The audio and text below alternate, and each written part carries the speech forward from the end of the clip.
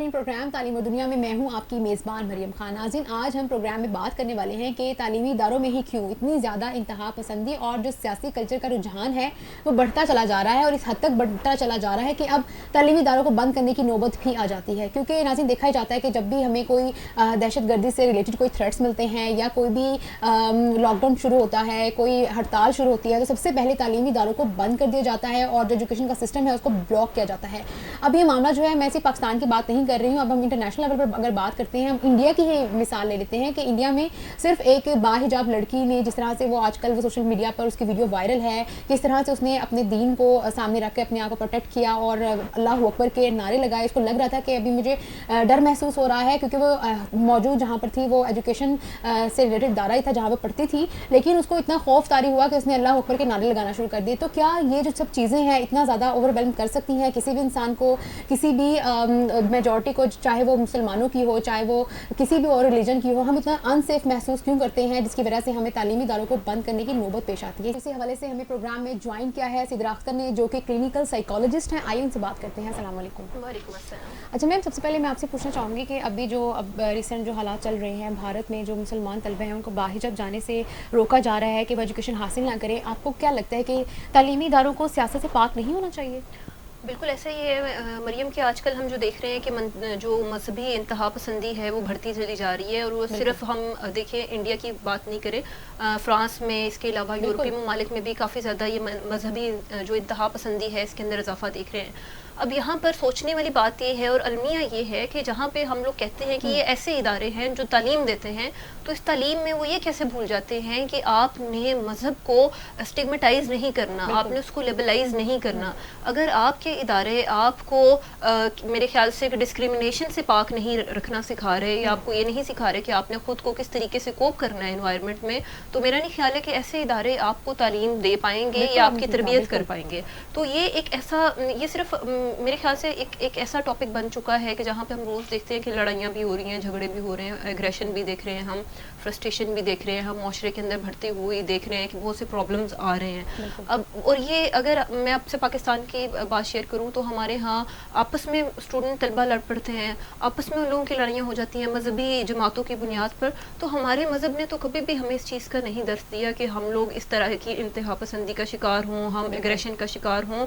और मेरे ख्याल से एक माहिर नफ्सियात होने के नाते हम हमेशा ये बात कहते हैं कि इंडिविजुअल डिफरेंसेस, हर बंदे की जो यानी कि कहना चाहिए जो उसकी ज़ात है, जो उसका मज़हब है, जो उसकी सोच है, जो उसके कपड़े हैं, वो उसकी अपनी एक पहचान है और उसकी अपनी आइडेंटिटी है, और उसकी बेस के ऊपर आप उसके साथ तासुब वाला रवैया इख्तियार नहीं कर सकते हैं। और अगर आप करते हैं तो फिर मेरे ख्याल से कि जो इदारे हैं उनका मकसद फोत हो जाता है। आपने बिल्कुल ठीक कहा।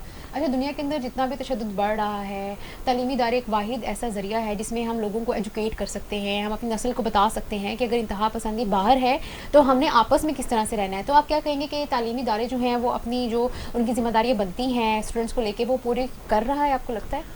बिल्कुल भी नहीं कर रहा मरियम, क्योंकि अगर ये लोग कर रहे होते तो हम अपने जो स्टूडेंट्स थे उनके अंदर हम टॉलरेंस देखते, हम उनमें सब्र देखते, हम उनमें बर्दाश्त देखते, हम उनमें रिस्पेक्ट देखते, वो जो एक दूसरे की करते। लेकिन हम ऐसा नहीं देख रहे हैं। कभी पाकिस्तान में सिर्फ एक श्रीलंकन बाशिंदे को जला दिया जाता है, कभी इसी तरीके सरहद पार जो है वो सिर्फ हिजाब पहनने के ऊपर लड़ाइयाँ झगड़े हो रहे होते हैं। कभी कश्मीर में हम देखते हैं, मकबूजा कश्मीर में। तो ये वो एग्जाम्पल्स हैं जो हमारे सामने मौजूद हैं कि हम लोग जो अपनी आइंदा नस्ल है उसकी उस तरीके से तरबियत नहीं कर पा रहे हैं जैसे कि हमें करनी चाहिए। और मज़हब जो है ना, ये हर इंसान का एक बहुत ही ज़ाती नोयत का मामला है, और इसके ऊपर किसी को भी राइट नहीं पहुंचता कि हम किसी को उसके मज़हब की बुनियाद पर, उसके फ़िक़े की बुनियाद के ऊपर निशाना बनाएं या फिर उसको जिस्मानी या माली या किसी किस्म का भी नुकसान पहुँचाएं। प्रेशराइज नहीं कर सकते। लेकिन ये मसला दिन ब दिन बढ़ता चला जा रहा है। वजह ये है कि हम लोग क्या करते हैं कि हम लोग कहते हैं कि हम ठीक हैं और आप गलत हैं। जब आपकी ये सोच होगी कि आप सही हैं और दुनिया गलत है, तो फिर आप सबसे बड़े बेवकूफ़ हैं मेरे ख्याल से, क्योंकि आप समझ नहीं पा रहे हैं कि माशरे के अंदर नफ्सियात ये कहती है कि अगर आपने किसी भी माशरे के अंदर अच्छे से रहना है तो आपके अंदर एडजस्टमेंट एबिलिटीज़ होनी चाहिए, आपके अंदर कोपिंग एबिलिटीज़ होनी चाहिए, आपके अंदर अडेप्टेबिलिटी होनी चाहिए। और अगर आपके अंदर ये तीनों चीज़ें नहीं हैं तो आप किसी भी माशरे के अंदर एक प्रोडक्टिव और एक पॉजिटिव शहरी जो है वो नहीं बन सकते। आपने बिल्कुल ठीक कहा। अच्छा, आप एक साइकोलॉजिस्ट में यहाँ पे बताएं कि जो भी इंडिया में में, कर्नाटक स्टेट में जो भी वाक़या हुआ है हाल ही में, आपको क्या लगता है कि उस बच्ची के माइंड में क्या आया होगा कि उसने अल्लाह अकबर के नारे लगाना शुरू कर दिए? क्या उससे वो चीज़ें बर्दाश्त नहीं हो रही थी, क्योंकि क्या उसको सपोर्ट नहीं मिल रही थी अपने ही लोगों से, अनसेफ फील कर रही थी? एजुकेशन का मायने कहाँ पे रह जाता है? देखिए मरियम, ये जो इस मुस्कान का अगर हम देखें, उसका पर्सपेक्टिव देखें साइकोलॉजिकल, तो ये पता चलता है कि जब भी किसी को कमज़ोर कह के दबाया जाता है या उसको साइड पर किया जाता है, तो वो कमज़ोर भी कभी ना कभी ताकतवर बन के उठ ही खड़ा होता है। और आप किसी इंसान को कब तक उसको डिग्रेड करेंगे, कब तक उसे डीमोटिवेट करेंगे, कब तक आप उसे एक बहुत ही निचले दर्जे का शहरी समझेंगे, एक निचले दर्जे का स्टूडेंट समझेंगे? एक ना एक दिन ऐसा आएगा कि वो अपने हकूक़ को, आजकल के बच्चे बहुत ज़्यादा इंटेलिजेंट हैं, डिजिटल एरा में रहते हैं, उन्हें अपने राइट्स के बारे में अवेयरनेस है, उन्हें पता है कि अगर हमारे साथ कोई भी ज़्यादती हो रही है तो हमने उस पर कैसे आवाज़ उठानी है। और आप देखें कि उस बच्ची का जो एक स्टेप था, उसने बाकी बच्चों को बहुत ज़्यादा मोटिवेशन दी कि आप वहाँ पर रहते हुए जहाँ पे आपको नेगेटिविटी है, आप वहाँ पर भी एक उम्मीद की जो है वो शमा बन सकते हैं, एक उम्मीद का दिया जो है वो रोशन कर सकते हैं। और हमेशा से ऐसे ही होता चला आया है कि आज से 1400 साल पहले आप देख लें, हमारे मज़हब की बुनियाद भी ऐसे ही पड़ी थी कि जब सब लोग जहालत का शिकार थे और एक शख्स उठा और उसने बताया कि ये सही है और ये गलत है, तो उस सही और गलत की पहचान मेरे ख्याल से हर किसी को होनी चाहिए। और जहाँ पर हम बात करते हैं मलाला की या हम दूसरी फिगर्स की बात करते हैं, तो मेरे ख्याल से ये बच्ची जो है ये एक रोल मॉडल है इन द सेंस कि आपने अगर कुछ करना है तो आपने ये नहीं देखना कि आपके पास पावर कितनी है, आप अकेले ही बहुत कुछ है। वो नारे लगाती रही और फेस करती रही इतने बड़े क्राउड को। बिल्कुल ऐसा ही है। लेकिन अब यहाँ पर ये भी है कि अगर यही काम हमारे मुल्क में कोई करे तो शायद हम उसको संसार कर दें। तो ये जो है ना, ये भी बड़ा एक अहम पॉइंट है जिसको हमने इग्नोर नहीं करना कि हमारे अंदर हम उन लोगों से भी गए गुजरे हैं, क्योंकि हम लोग तो टॉलरेट भी नहीं करते। हम तो किसी को सिर्फ जो है वो कहना चाहिए कि मज़हब के नाम पर कत्ल कर देते हैं कि सिर्फ इसने गुस्ताखी की है, या फिर इसको कोई मुख्तलिफ हमने लफ्ज़ जोड़े हुए हैं जो हम किसी की भी ज़ात के ऊपर लगा देते हैं। तो मेरा नहीं ख्याल है कि हमारा मज़हब, दुनिया का हर मज़हब जो है वो मोहब्बत सिखाता है, वो प्यार सिखाता है, वो इज़्ज़त सिखाता है, और वो एक दूसरे की जो कहना चाहिए डिफरेंसेस हैं उनको रिस्पेक्ट करना सिखाता है। आपने बिल्कुल ठीक कहा। अच्छा, देखा जाता है कि पाकिस्तान की निस्बत इंडिया में जो है वो लिटरेसी रेट भी हाई है, वहाँ के लोग ज़्यादा एजुकेटेड हैं, उनकी जो कमांड है लैंग्वेज पर वो भी बहुत ज़्यादा देखी जाती है। लेकिन फिर भी ये देखा गया कि इन सारी सिचुएशन में वहाँ के इवन के जो पुलिस एहलकार थे उन्होंने भी टॉलरेंस का मुजाहिरा नहीं किया। वहाँ पर वो जो लड़कियाँ थी उनको अब अरेस्ट करना शुरू कर दिया गया है। तो वहाँ पर एजुकेशन का स्टैंडर्ड जो है वो आप कैसा देखती हैं? क्योंकि हमारे पाकिस्तान में बेशक लिटरेसी रेट कम है, लेकिन हम ये रवैया फीमेल्स के साथ नहीं कर सकते। आप क्या कहेंगी? देखिए, जब ऐसी किसी भी जगह पे सिचुएशन होती है तो इसमें एक नफ्सियात के अंदर एक लफ्ज़ यूज़ किया जाता है, टर्म यूज़ किया जाता है जिसे बोलते हैं मॉब साइकोलॉजी। मॉब साइकोलॉजी की जब भी एक ग्रोह होता है, एक हजूम होता है, उसकी एक नफ्सियात होती है, और वो नफ्सियात के अंदर सबसे अहम चीज़ होती है डिफ्यूजन ऑफ रिस्पॉन्सिबिलिटी। कि एक बंदा भी कोई गलत काम करेगा तो उसके ऊपर आप सारे जो मजमे को किसी को भी कुछ नहीं कह सकते हैं, और वो पूरा मजमा इक्वली ही उसके लिए रिस्पॉन्सिबल होगा।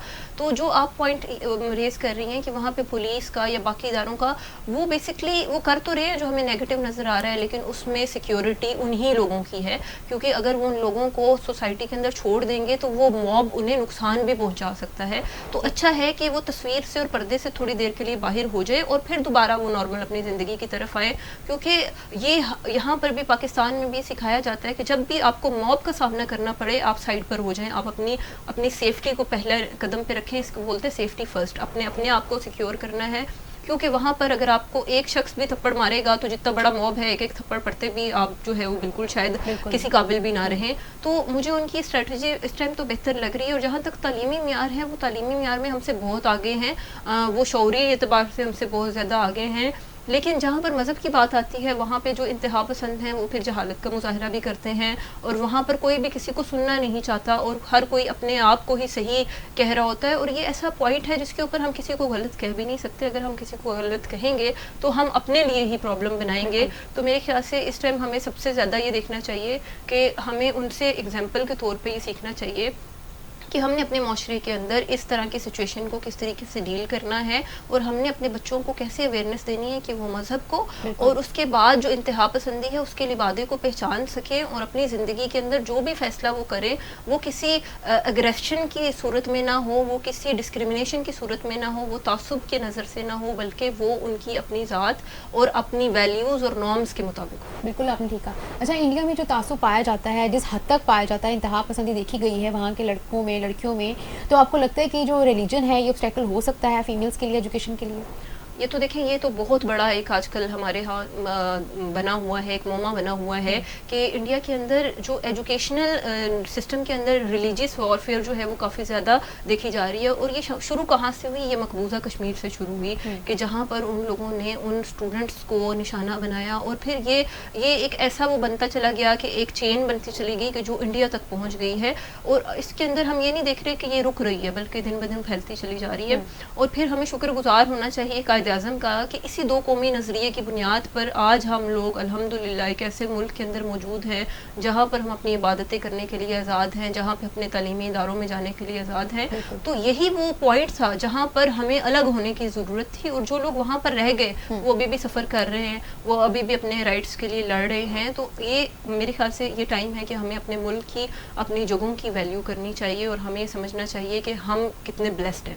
بالکل آپ نے ٹھیک کہا. اگر ہم اسلامی تعلیمات کی بات کرتے ہیں, کیونکہ ہم ہمارا جو فرسٹ لرننگ جو ہمیں آپشن ملتا ہے وہ ہمیں اسلام سے ملتا ہے, ہم قرآن مجید پڑھتے ہیں, گھر سے ہمیں دینی تعلیم دی جاتی ہے. تو ابھی یہ جو سارے اثرات ہیں یہ کیا عرب ممالک میں جو آج کل کی صورتحال ہے, کیا اس کے پیش نظر اگر دیکھا جائے اس طرح کے واقعہ جب عام ہوتے چلے جا رہے ہیں, کیا آپ کو لگتا ہے کہ اس کا امپیکٹ پڑ رہا ہے ہم مسلمانوں پر؟